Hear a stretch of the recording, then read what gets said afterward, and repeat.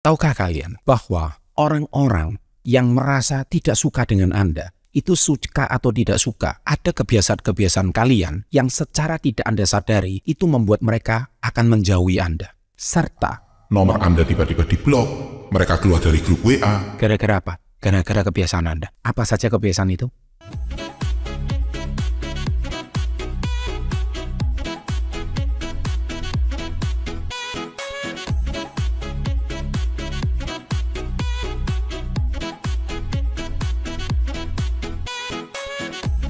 Welcome to Success Before 30 Business and Financial Mentoring. Sahabat entrepreneur, salam hebat luar biasa. Selamat datang kembali di channel Success Before 30. Di kesempatan kali ini, saya akan membahas dengan sangat tuntas. Apa sih sebetulnya kebiasaan-kebiasaan yang secara tidak Anda sadari membuat teman kamu satu persatu menjauh. Entah susah dihubungi, entah menghilang, berasa kayak dikejar pinjol gitu, tagihan pinjol. Di video kali ini, Anda sadar atau tidak sadar, saya akan bongkar habis. Yang penting kita bisa jadikan video ini sebagai sebuah cermin untuk kita. Oh iya ya, jangan-jangan teman saya menghilap dari saya gara-gara kebiasaan saya. Saya terus terang video kali ini saya bertanya sama ChatGPT. Karena saya mau ngetes kekuatan ChatGPT. Sejauh mana ChatGPT ini mampu menjawab tentang pertanyaan ini. Karena biasanya dulu kita tanyanya mungkin ke toko buku, atau yang terbaru adalah kita bertanya ke Google. Nah, saya mau menguji kekuatan ChatGPT ini apakah sudah relevan atau tidak. Nah, terus terang ChatGPT ini yang saya tanya bukan tipe 3 yang Anda dapat chat.gpt.openai itu versi gratisan punya. Saya pakai yang versi berbayar dan ini lebih canggih. Tapi saya mau uji dulu apakah kompetensi daripada ChatGPT ini sudah layak atau tidak. Nah, kita lihat cek dulu ya. Yang pertama adalah mengeluh secara berlebihan. Nanti saya akan berikan opini saya di akhir setelah 7 poin dari ChatGPT ini. Di akhir video ini. Jadi tonton video ini sampai selesai. Mengeluh secara berlebihan. Alasan orang yang sering merasa terbebani mendengarkan keluhan yang berlebihan dan negatif. Jadi contoh selalu mengeluh tentang cuaca lah, pekerjaan, masalah pribadi. Setiap kali berbicara dengan orang lain.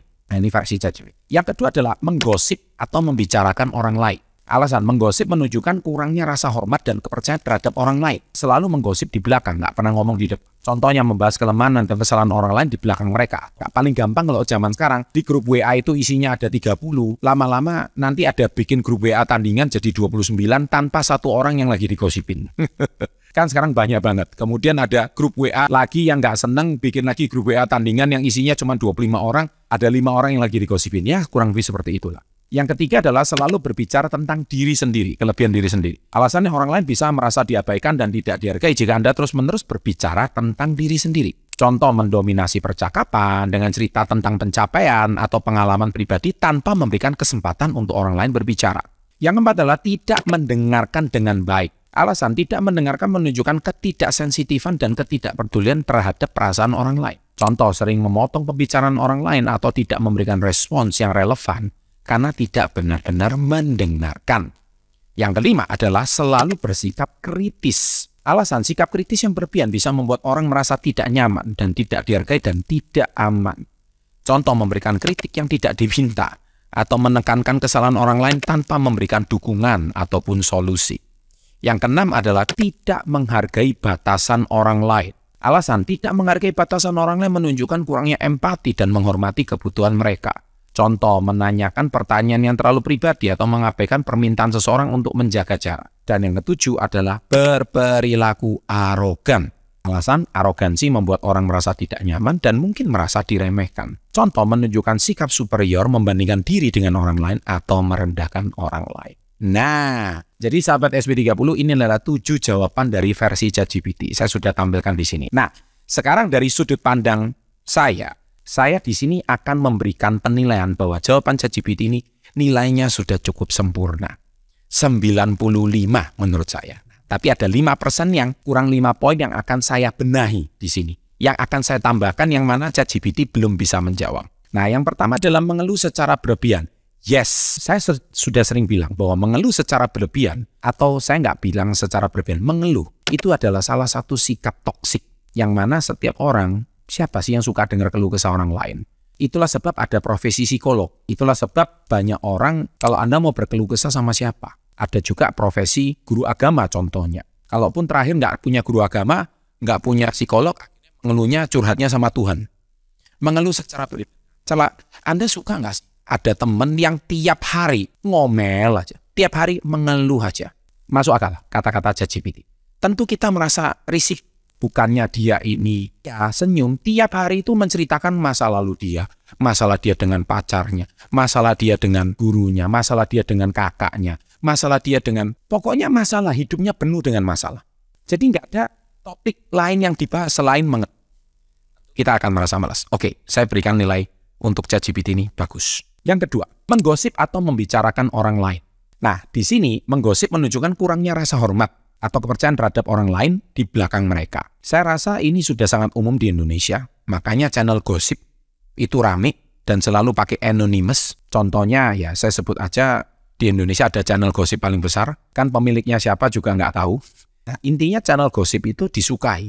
Tetapi yang menurut saya adalah ChatGPT ini dalam memberikan contoh, ya kan, itu tidak straight to the point kepada inti permasalahan daripada masalah orang Indonesia. Contohnya, membahas kelemahan kesalahan orang lain di belakang mereka atau mengkritik pilihan mereka. Ini contohnya sudah oke, tetapi menurut saya kurang straight to the point dengan permasalahan yang ada saat ini di Indonesia. Contoh, ChatGPT ini masih kurang, saya bisa langsung membahas dengan grup WA contohnya. Nah, di sini ChatGPT tidak bisa memberikan jawaban tentang grup WA. Nah, kalau kita ngomong grup WA mungkin langsung lebih relate. Nah, ini dia. Tapi sudah cukup bagus ya. Jadi saya di sini cukup setuju. ChatGPT menurut saya dengan penemuan tercanggih saat ini menurut saya sudah cukup oke. Cuman saya sempurnakan dengan contoh yang lebih relate dengan Anda. Yang ketiga adalah sikap berbicara tentang diri sendiri.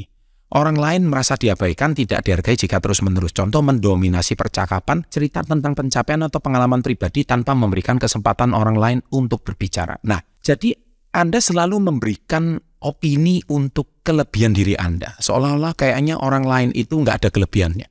ChatGPT di sini memberikan contohnya cukup bagus, formil. Tetapi, sekali lagi, ada satu kelemahan yaitu contohnya kurang relate. Yang saya maksud contoh kurang relate itu adalah contohnya seperti ini. Selalu berbicara tentang diri sendiri. Contoh, misalkan Anda lagi kumpul berlima. Ketika Anda lagi kumpul berlima, Anda tuh ngomong, lu tahu nggak, gua tadi pagi ya, saya tadi pagi tuh sudah dapat kata-kata DM seperti ini loh, positif di Instagram. Lu lihat, postingan gua yang like banyak loh. Kamu lihat, postingan berapa? Dikit kan? Lu lihat, postingan gua kenapa banyak? Karena gua begini. Kamu tahu nggak, tadi waktu saya main basket, kenapa orang itu bisa cetak poin banyak? Karena yang assist gua. Kalau nggak ada gua, nggak bisa orang itu. Nah, ini kelemahan ChatGPT.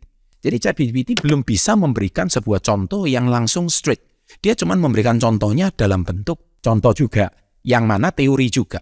Tetapi tidak langsung di dalam konteksnya, dalam kehidupan sehari-hari. Ya, tapi menurut saya ini sudah cukup bagus. Oke? Nah, itulah sebab Anda mungkin boleh pakai ChatGPT sekarang. Tetapi kadang-kadang ChatGPT ini masih belum cukup cerdas membahas inti permasalahan daripada kalian. Makanya menurut saya tetap saya yakin Anda harus sertakan, selain Anda buka ChatGPT, Anda juga harus menemukan guru atau mentor yang tepat untuk bisa menjawab. Karena ChatGPT itu namanya juga artificial intelligence. Sehingga Anda juga harus butuh intelligence di dalam intelligence. Anda juga butuh lagi ahli yang bertanya di dalam pertanyaan tersebut. Kalau tidak, pertanyaannya, jawabannya akan mengambang. Karena ChatGPT nanti harus diedukasi terus gitu. Itulah sebab menurut saya video ini saya buat dengan satu tujuan, selain saya juga menggunakan AI untuk membuat konten, tetapi saya juga sertakan dengan contoh-contoh yang memang terjadi saat ini. Sebel nggak sih kalau kita merasa ada teman yang tiap hari itu merasa dia yang paling pinter? Karena apa? Saya juga merasakan seperti itu. Pokoknya dia yang paling berjasa, dia yang paling hebat. Kalau nggak ada dia itu, saya juga sebel gitu. Tiba-tiba saya menghilang aja. Jadi kalau orang kayak gitu nggak pernah introspeksi, ya satu persatu temannya akan hilang. Itu poin yang saya. Yang keempat, tidak mendengarkan dengan baik. Ya, maksudnya tidak mendengarkan dengan baik. Jadi kemampuan dia mendengar. Dale Carnegie sering bilang bahwa kita diberikan 2 telinga dan 1 mulut. Itu tujuannya Tuhan menciptakan kita harus lebih banyak mendengar daripada berbicara. Karena pembicara yang baik adalah pendengar yang baik. Itu kita harus tahu itu. Nah, alasannya adalah contoh sering memotong pembicaraan orang lain atau Anda tidak memberikan respon yang relevan karena tidak benar-benar mendengarkan. Jelas dong, kalau Anda bicara apa, salah itu. Yang benar begini, ini gini. Jadi sudah koleris, kadang-kadang opininya nggak benar pula. Ya siapa yang mau berteman sama kamu? Nah, sekali lagi ChatGPT lemahnya masih di sini. Jadi dia tidak bisa memberikan contoh yang relevan. Oke, yang kelima adalah selalu bersikap kritis. Yes, Kadang kalau kita membawa kritik yang membangun, orang setuju. Tetapi yang menjadi masalah adalah sikap kritis ini overreaction. Contoh memberikan kritik yang tidak diminta. Dikit-dikit tukang kritik, akhirnya menekankan kesalahan orang lain tanpa memberikan dukungan dan solusi. Pintar aja nyalain gitu. Contohnya mobil lagi mogok nih. Mobil udah mogok, dia cuma bisa kritik. Pantesan itulah sebab tadi pagi kamu itu ya nggak isi bensin dulu, kamu nggak cek dulu. Nah, intinya kan kalau mobil udah mogok terus mau diapain? Yang benar adalah sekarang kita harus diem, cari solusi supaya mobil bisa berjalan. Tapi dia tidak. Makanya ya mulai besok bukannya nyari solusi, tapi dia malah ngomel terus. Nah itulah menurut saya sikap kritis berlebihan. Nah kalau seperti ini, ya sebelah teman berteman sama Anda. ChatGPT sudah cukup bagus, tapi sekali lagi yang saya bilang soal contohnya. Yang keenam adalah tidak menghargai batasan orang lain. Nah ini seringkali orang masuk ke ranahnya orang lain, apalagi masuk ke sisi-sisi sensitifnya orang lain. Jadi contohnya menanyakan pertanyaan yang terlalu sensitif pribadi contohnya. Misalkan ya orang tanya, kamu saudaranya berapa? Oke itu masih nggak apa-apa. Nah pertanyaan lebih sensitif adalah, saya nanya gajimu berapa? 1 bulan pengeluaranmu kalau untuk makan berapa? Nah itu pertanyaan sensitif. Tidak semua orang suka bertanya hal seperti itu. ChatGPT cuma mampu menjawab sampai mengabaikan permintaan seseorang untuk menjaga jarak. Contoh ini yang kurang ada. Nah, itulah sebab menurut kami ya ChatGPT masih lemahnya di sini. Yang ketujuh adalah berperilaku arogan. Arogansi membuat orang, siapa yang suka sih dengan orang sombong? Orang suka dengan orang yang sikapnya rendah hati, sikap superior membandingkan diri dengan orang lain atau merendahkan orang lain. Beda ya kalau kayak teman saya Denny Sumargo pebasket sombong, orang seneng karena itu sombongnya dibuat-buat. Sombongnya entertainment ya kan.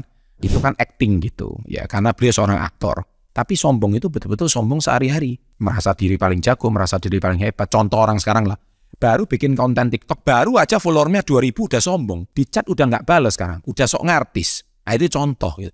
Padahal follower baru 2000, yang 2 juta aja nggak seperti itu gitu. Paham ya? Nah itulah sebab pada kesempatan kali ini kenapa teman kamu tiba-tiba menghilang. Nah jangan-jangan kamunya sendiri yang memang punya kebiasaan seperti tadi. Demikian, sukses selalu sahabat SB30, and always salam hebat, luar biasa. Sebel nggak sih kalau kita merasa ada teman yang tiap hari itu merasa dia yang paling pinter? Karena apa? Saya juga merasakan seperti itu. Pokoknya dia yang paling berjasa, dia yang paling hebat. Kalau nggak ada dia itu, saya juga sebel gitu. Tiba-tiba saya menghilang aja. Jadi kalau orang kayak gitu nggak pernah introspeksi, ya satu persatu temannya akan hilang. Itu poin yang saya.